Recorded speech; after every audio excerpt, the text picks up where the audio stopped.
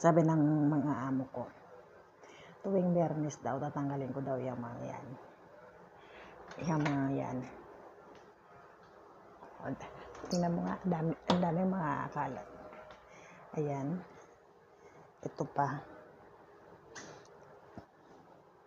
Oo. Ngayon, kayo kung mga first timer kayo, umuo lang kayo.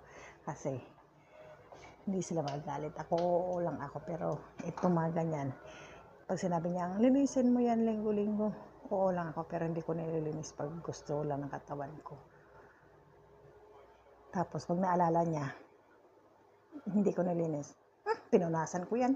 Sasabihin ko lang sa kanya, pinunasan ko. Ba't may alikabok? Syempre, araw-araw ka ako may alikabok. Araw-araw, di ko naman araw-araw yan. Sabi mo, tuwing Biyernes lang.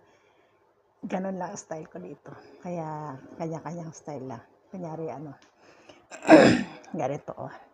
Ganyan. Pag niya, makikita mo kasi. Ngayon, sabi niya, ba't maalikabok? Di ka ba naglinis? Naglinis Ba't na yun? Siyempre ka ako, pumapasok ako yung hangin.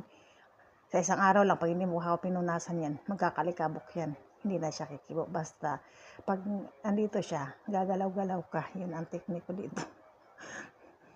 Pag wala siya, bahala sila. Ayan.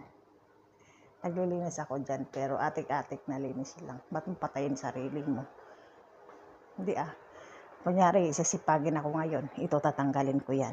Kung hindi ako sisipagin, ang teknik ko dyan, yung mga ganiri, yung mga ganyan, kailangan punasan nyo yan. Kasi sila, dito lang naman yan, hindi naman dun sa dulo yan, magkakapa dito lang yan. Yung mga dito lang sa gilid-gilid, yung dyan. Pero hindi na yan kasi baba na. Dito yan, magaganyan-ganyan lang yan.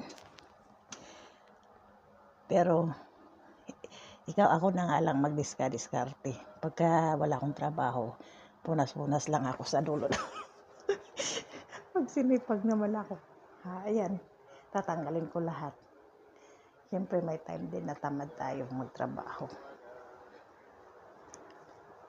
Ayan, yan lang yung tips ko sa mga, lalo na pag mga masisilan yung amo. Yung mga kabinet nila, punasan mo, ang importante ito. Yan, kasi hahawakan nila yan mamantika. Yan. Ayan. Kailangan punasan mo siya ng may sabon na may Clorox para matanggal yung dito. Yan, tawag ito, mantika. Ayan. Ngayon maglilinis pa lang ako. At kagigising ko lang. Ayan mga ang orong ni Inday Heroes. Bye-bye.